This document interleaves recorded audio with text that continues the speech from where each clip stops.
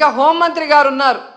ఎప్పుడు press meet పెట్టి ఎవరి మీద దుమ్మెత్తిపోద్దామా, ఎవరిని మాట్లాడదామా అనుకుంటున్నారే తప్ప వీళ్ళు వచ్చిన తర్వాత ఈ రాష్ట్రంలో లా అండ్ ఆర్డర్ ఎలా దిగజారిపోయింది, మహిళల మీద ఎలా అఘాయిత్యాలు అవుతున్నాయి, ఏ విధంగా మనుషులు చనిపోతున్నారు తోపులాట్లో పోలీసుల నిర్లక్ష్యం వల్ల, వీళ్ళకి కంట్రోల్ లేదనేది స్పష్టంగా అర్థమవుతుంది. సో ఇలాంటి వాళ్ళని హోంమంత్రిగా పెడితే ఇంకెంతమంది ప్రాణాలు తీస్తారో ఒకసారి మీరే ఆలోచించి యాక్షన్ తీసుకుంటే మంచిదని కూడా కోరుకుంటున్నాను. అండ్ మనకొక సనాతన యోధుడు తిరుపతిలో ఆయన డిక్లేర్ చేసుకున్నాడు, నేను సనాతన యోధుణ్ణి, హిందువుల పక్కన నిలబడుతున్నా, హిందువులకు ఏదైనా జరిగితే నేను ఊరుకోను అన్నావు. అదే తిరుపతిలో ఈరోజు 6 మందిని మీ కూటమి ప్రభుత్వం చంపేసింది. దీనికి మీరు ఏం ప్రాయశ్చిత్తం చేస్తారు? చంద్రబాబు నాయుడుతో రాజీనామా చేయిస్తారా? మీరు బాధ్యత తీసుకొని రాజీనామా చేస్తారా? లేదా టీటీడీ చైర్మన్తో రాజీనామా చేయిస్తారా? హోంమంత్రితో రాజీనామా చేయిస్తారా? లేదా అందరూ కలిసి కట్టకట్టుకొని రాజీనామా చేస్తారా? మీ అందరి ఫెయిల్యూరే కదా ఇది. నిజమైన సనాతన యోధుడివైతే ఇప్పుడు రా, వచ్చి మీ ప్రభుత్వంలో ఎవరెవరి నిర్లక్ష్యం వల్ల ఇది జరిగిందో వారందరి మీద క్రిమినల్ కేసులు పెట్టించుకోండి. అంతేగాని ప్రమాదవశాత్తు జరిగిందని 194 BNSS పెట్టేసి చేతులు దులిపేసుకోవాలంటే మాత్రం వదిలే ప్రసక్తే లేదు అని కూడా ఈ సందర్భంగా తెలియజేసుకుంటున్నా. అండ్ చంద్రబాబు నాయుడు ఆయన లెగ్గు మహత్యం ఏంటో కానీ ఆయన ఎప్పుడు అధికారంలోకి వస్తే అప్పుడు ఈ రాష్ట్రంలో మనం ఎన్నో చావులు చూడాల్సి వస్తుంది. గతంలో గోదావరి పుష్కరాలు ఈయన పబ్లిసిటీ పిచ్చి వల్ల ఇలాగే గేట్లు తెరిచి జనాలు తోసుకొని ఒకరి మీద ఒకరు పడి 29 మంది చనిపోయారు.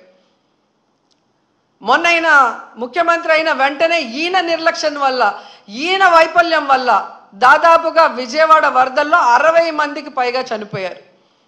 మళ్ళీ ఈరోజు చిత్తూరు జిల్లా కుప్పంలో ఉండగానే 6, 7, 8 ఉండి పోలీసులందరినీ తిప్పుకొని ప్రజల్ని గాలికి వదిలేశారు. మానిటరింగ్ లేదు. ఇన్ని లక్షల మంది వస్తున్నారు, వీళ్ళకి ఏం సదుపాయాలు చేశారు, వీళ్ళకి ఎలా టోకన్స్ ఇస్తున్నారు, ఎక్కడ క్యూ లైన్స్ ఇచ్చారు అనేది ముఖ్యమంత్రి పట్టించుకోడు, చైర్మన్ పట్టించుకోడు, ఎస్పీ, కలెక్టరు, అలాగే ఎండోమెంట్ మినిస్టర్ ఎవరు పట్టించుకోరు. బాగా జరిగితేమో మా గొప్పతనం 30 years ఇండస్ట్రీ, 40 years ఇండస్ట్రీ అని గొప్పలు చెప్పుకుంటారు. లేదు అంటే గత ప్రభుత్వ వైఫల్యం లేదా అఫీషియల్స్ వైఫల్యం అని ఎప్పుడు ఎవరో ఒకరి మీద దుమ్మెత్తి తప్పించుకోవాలన్న ప్రయత్నం చేస్తున్నారు. ఇది సీరియస్గా తీసుకోవాల్సిన ఇష్యూ. ఈ చంద్రబాబు నాయుడు గారి వైఫల్యం వల్ల, అసమర్థ వల్లే ఈరోజు ఇంతమంది చనిపోయారు. ఆయన నియమించిన వాళ్ళు ఎవరైతే ఉన్నారో వాళ్ళందరి నిర్లక్ష్యం వల్ల జరిగింది.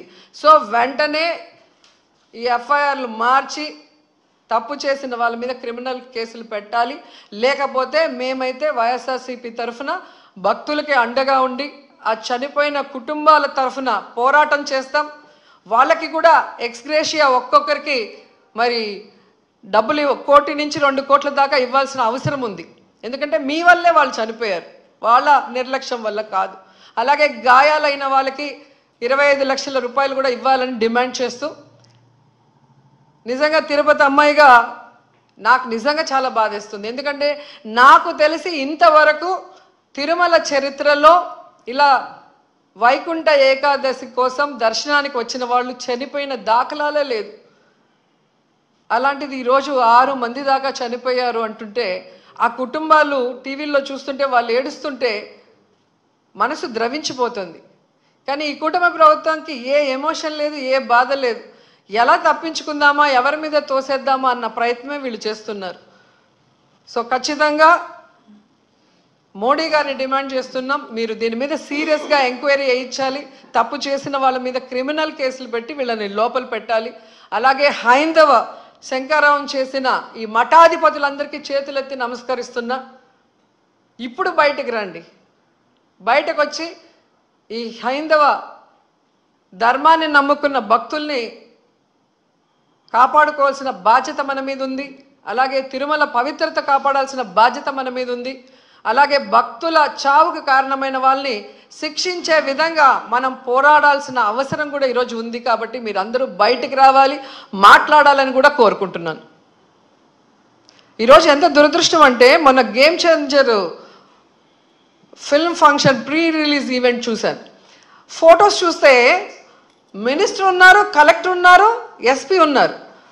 ఒక సినిమా ఫంక్షన్కి ఇంత ఇంట్రెస్ట్గా, ఇంత చిత్తశుద్ధిగా పనిచేసిన వాళ్ళు ఎందుకు టీటీడీకి సంబంధించిన వైకుంఠ ఏకాదశికి ఇంట్రెస్ట్ లేకుండా పనిచేస్తున్నారు? ఎందుకు భక్తుల సేవలో ఉండకుండా చంద్రబాబు నాయుడు సేవ కోసమే మీ టైం కేటాయిస్తున్నారని నేను అడుగుతున్నాను. దీంట్లో కల్ప్రిట్ ముఖ్యమైన వాడు ఎవరంటే జేఈఓ, ఇన్ఛార్జ్ ఈఓగా ఉన్నారు వెంకయ్య చౌదరి. వెంకన్న దేవుడిని ఆయన చేతికి చంద్రబాబు నాయుడు ఇస్తే ఈ వెంకయ్య చౌదరి ఈ టీటీడీని ఏం చేస్తున్నాడో అక్కడ మీరు ఒకసారి ఎంక్వైరీ చేస్తే మీకే అర్థమవుతుంది. టీటీడీని ఈరోజు టీడీపీ ఆఫీస్ లాగా తయారు చేసి ఈరోజు భక్తుల సేవ కన్నా టీడీపీ వాళ్ళ సేవలోనే వీళ్ళు తరిస్తున్నారు. ముందు ఆ జేఈఓ వెంకయ్య చౌదరిని అక్కడి నుంచి తీసేస్తేనే ఆ తిరుమల ప్రక్షాళన అవుతుందని కూడా ఈ సందర్భంగా తెలియజేసుకుంటున్నాను. వెంకటేశ్వర స్వామి సన్నిధిలో ఎప్పుడు కూడా మనస వాచ ఇక్కడ ఎలాంటి అపచారాలు జరగకూడదు, అలాంటి పవిత్రమైనటువంటి దివ్యక్షేత్రంగా దీన్ని ఎల్లప్పుడూ నిలబెట్టాలని నా తాపత్రయం. ఒక భక్తులుగా, ఒక ముఖ్యమంత్రిగా ఈ దివ్యక్షేత్రం యొక్క పవిత్రత కాపాడే బాధ్యత ఎప్పుడు తీసుకుంటున్నాను, ఇప్పుడు కూడా తీసుకుంటాను. అయితే జరిగిన సంగతిని చూసిన తర్వాత నేను సైట్ దగ్గరికి వెళ్ళాను. సైట్ అంతా కూడా చాలా డీటెయిల్గా పరిశీలించాను. అక్కడి నుంచి హాస్పిటల్కి వెళ్ళాను, అందరితో మాట్లాడాను. కొంతమంది కుటుంబ సభ్యుల్ని, వాళ్ళ గ్రామస్తుల్ని, బంధువులు పోగొట్టుకున్న ఉన్నారు హాస్పిటల్, ఇంకా వాళ్ళతో కూడా మాట్లాడాను. తర్వాత వచ్చి ఆఫీసులో కూడా కొంత సమీక్ష చేశాను. నేను అన్ని విధాలుగా, అన్ని కోణాల్లో నాకు సమాచారం ఉంటే దాన్ని బట్టి ఎలాంటి సంఘటనలు పునరావృతం కాకుండా ఉండడానికి ఎలాంటి నిర్ణయాలు చేస్తే దోహదం చేస్తాయో అలాంటి నిర్ణయాలు చేయాలనేది నా ఉద్దేశం. నేను ఏం చేసినా కూడా నా మనస్సాక్షిగా ఈ దివ్యక్షేత్రాన్ని మళ్ళీ పవిత్రత కాపాడడానికి ప్రయత్నం చేస్తాను. అందుకని ఈరోజు కొన్ని నిర్ణయాలు తీసుకుంటూ కొన్ని డైరెక్షన్ కూడా ఇస్తున్నాను. అదే మరి బోర్డు చైర్మన్ ఉన్నాడు, ఈఓ ఉన్నారు, వాళ్ళు కూడా మెంబర్ కూడా ఉన్నారు. వాళ్ళు కూడా చాలా స్పష్టంగా ఆదేశాలు ఇస్తున్నారు. వాళ్ళు కూడా బోర్డులో డిస్కస్ చేసి నేను చెప్పిన నిర్ణయాలు కరెక్ట్ అని బోర్డు కూడా భావిస్తే వాళ్ళు అవన్నీ అమలు చేస్తారు. అల్టిమేట్గా ఏ వ్యక్తి కూడా ఈ పవిత్ర క్షేత్రం వ్యక్తిగత ఎదుగుతో కానీ, మన యొక్క అసమర్థత కానీ, లేకపోతే అనాలోచనమైన ఆలోచనలతో కానీ మనం చేసిన పనుల వల్ల దేవుని యొక్క పవిత్రత దెబ్బతినే పరిస్థితి అది కరెక్ట్ కాదు. తెలిసి చేసినా తెలియక చేసినా తప్పు తప్పే అవుతుంది.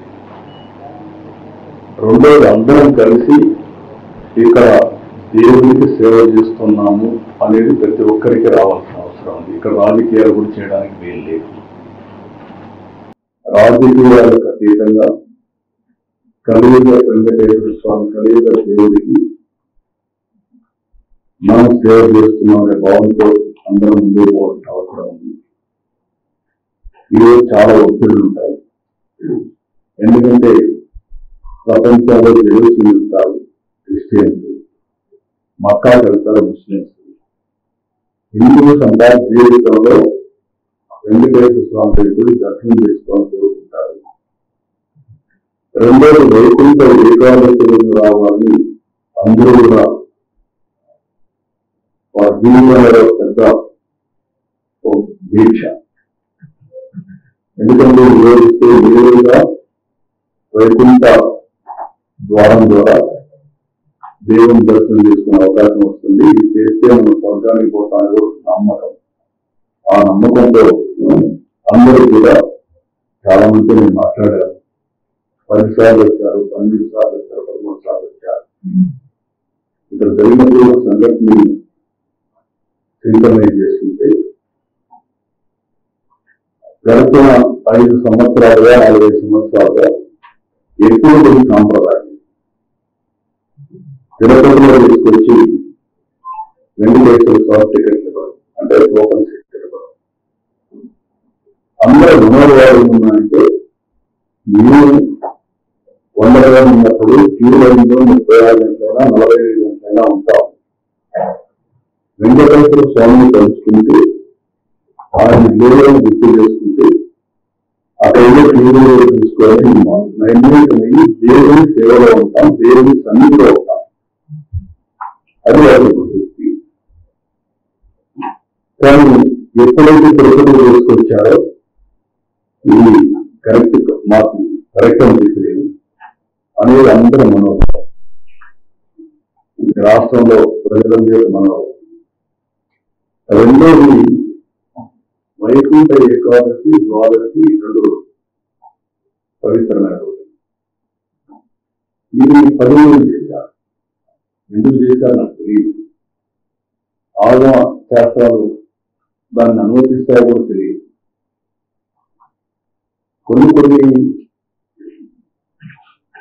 వెంకటేశ్వర స్వామి ఇక్కడ నెలసినప్పటి నుంచి ఏ సాంప్రదాయాలు అయితే పాటిస్తున్నామో ఆ సాంప్రదాయాలను ఉల్లంఘించడం కూడా కరెక్ట్ కాదని నా అభిప్రాయం.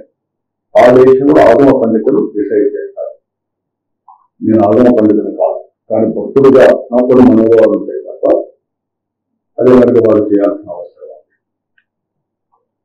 ఏమైనా జరిగిన సంఘటన పట్ల నా విచారాన్ని, బాధని, ఆవేదన, జరగరాని సంఘటన జరిగిన దానికి మరొకసారి విచారాన్ని ప్రయత్నం చేస్తున్నా. అదే సమయంలో అన్ని దేవాలయాలను కూడా స్ట్రీమ్ లైన్ చేసి ఎక్కడ కూడా అపచారం అనేది జరగకుండా అనేక రకమైన రిఫార్మ్స్ అని తీసుకోవడానికి,